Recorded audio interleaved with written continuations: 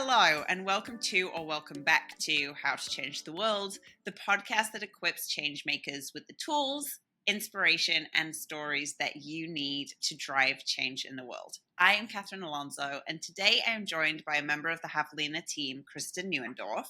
We are going to be talking about content strategy. Hi, Kristen. Hi, how are you?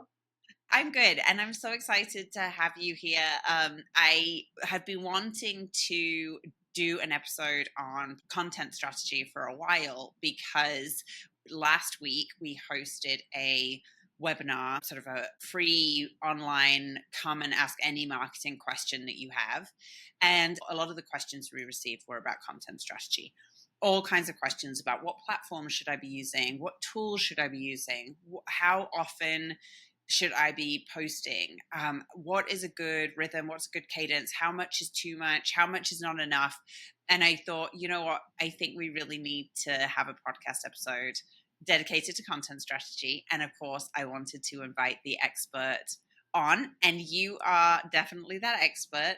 You manage our content strategy for a lot of our clients.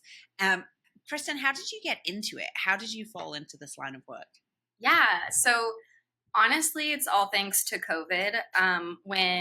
When all of that was happening, I was actually pregnant and about to bring our son into the world, and we kind of weren't sure what everything was going to look like. So I started looking at things I could do remotely from home with him with me, and I kind of just it started slow with social media posting for some clients, and then it continued to evolve into content strategy.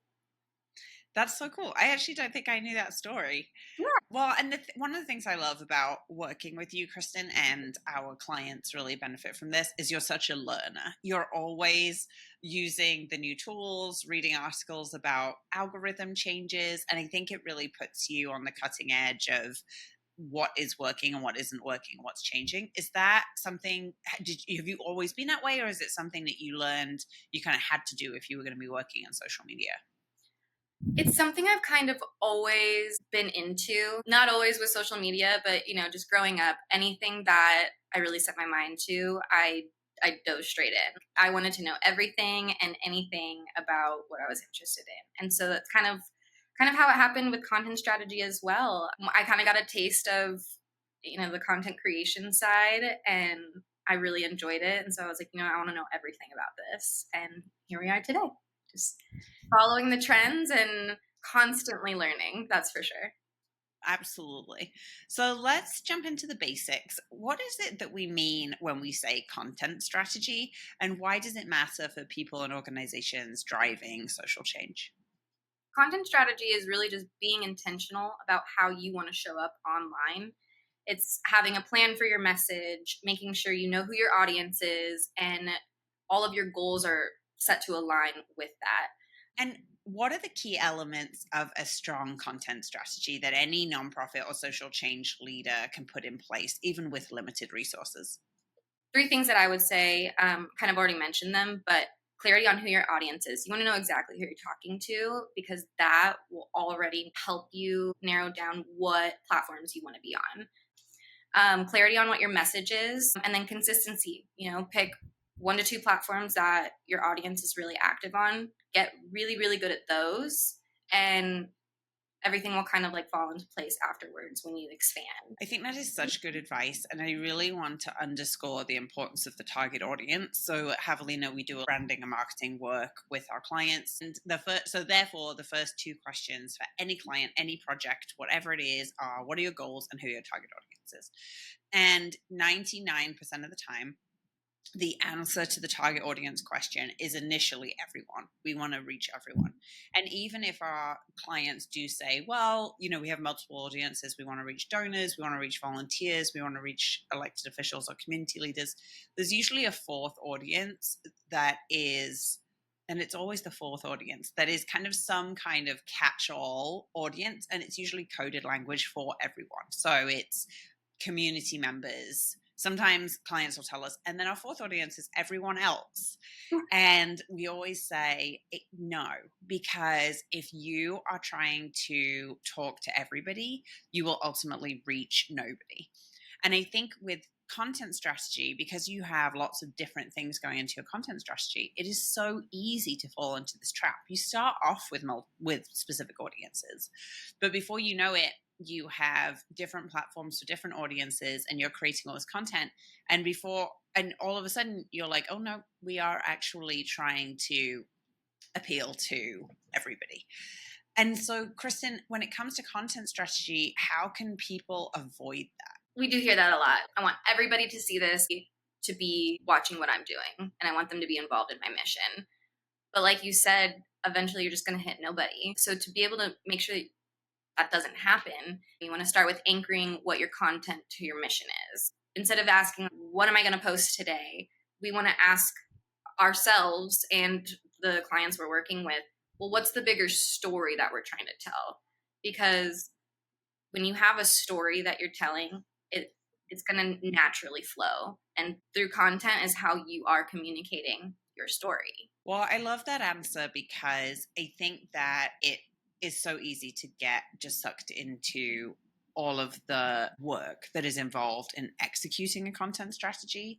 What are some common mistakes that organizations make with their content, and how can they avoid them?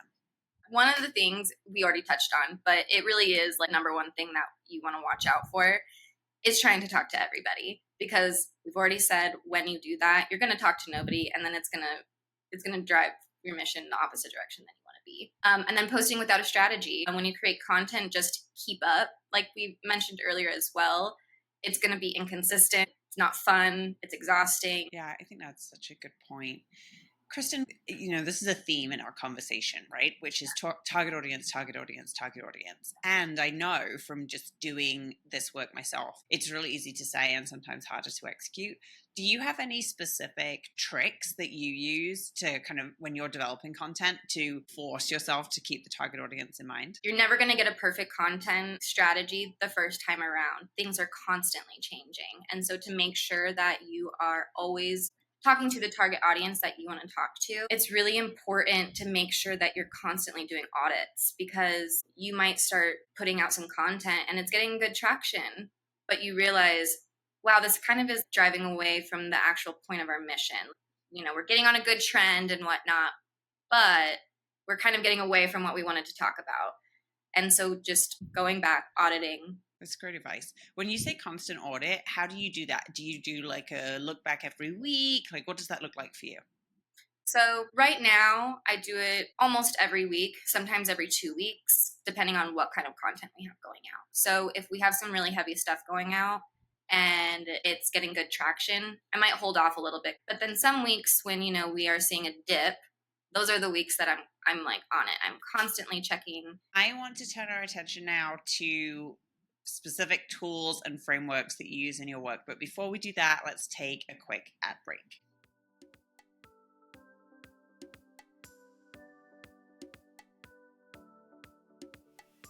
It is such a tough time for nonprofits, agencies, and changemakers. Funding is tight, capacity is stretched, and your work matters more than ever.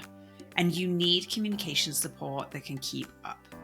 That's why we are super excited to introduce our new suite of modular, flexible services, built to help you and your storytelling stay visible, resilient, and connected when it matters the most. Whether you need a quick messaging refresh or adaptable on-demand support, Javelina is here to help you move forward with clarity and strength. You can see this list of services and discounted prices at javelina.co/rapid-response-services.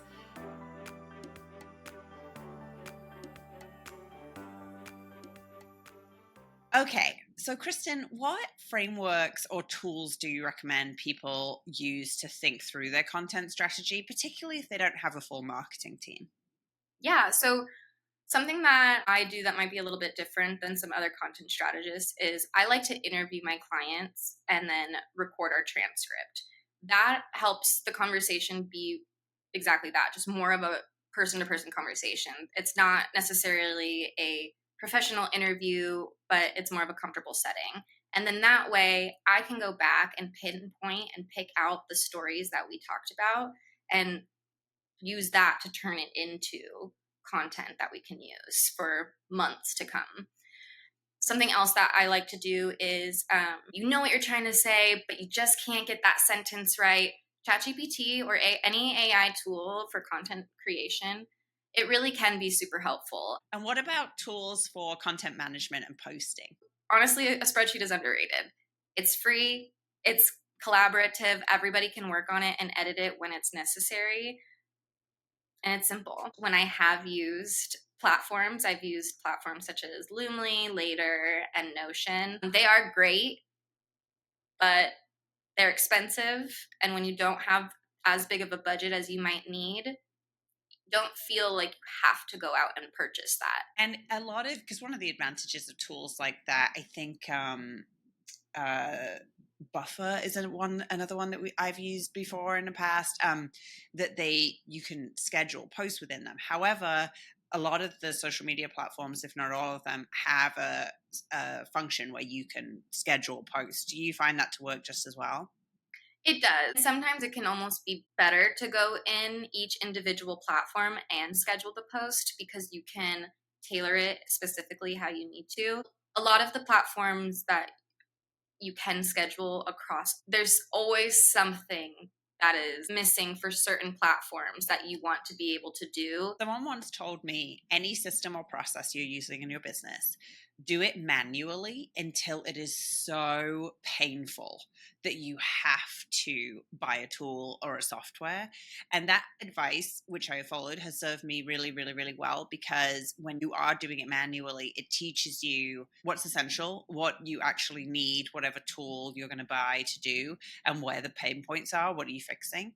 And I think then it leads you to selecting and onboarding better tools that are a better fit. So, yeah, all hail the mighty spreadsheet.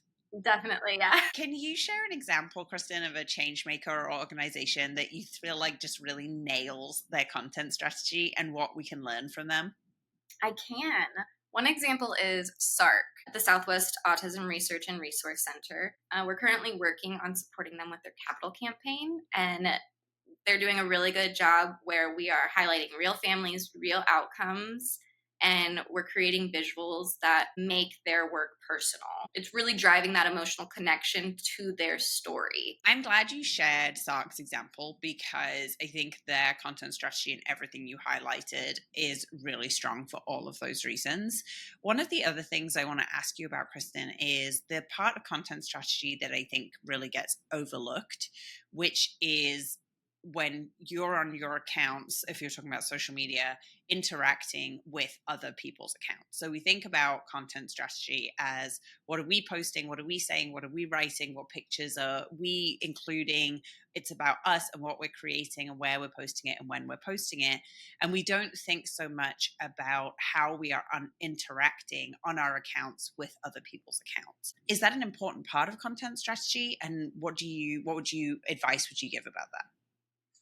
It's definitely important. I will say that, but don't be scared of it. It can sound daunting when you think about, oh, I need to be communicating with all these people like on my account to make sure that like I'm getting out there. Yeah, that's true, but you don't need to be sitting there for 2 to 3 hours just finding people, because then it becomes ingenuine and it kind of defeats the purpose of connecting. I will say, when people are commenting on your posts and all of the things that you're putting out there, those are the people that you want to start with for sure, because they already are showing interest in what you're saying and what you're putting out there. That's great advice. It's really great advice. And that has been just for my content strategy as an individual, and building this podcast and, building my LinkedIn presence. That has been the advice I followed. And I think that don't let it be daunting is a really, really, really great place to start.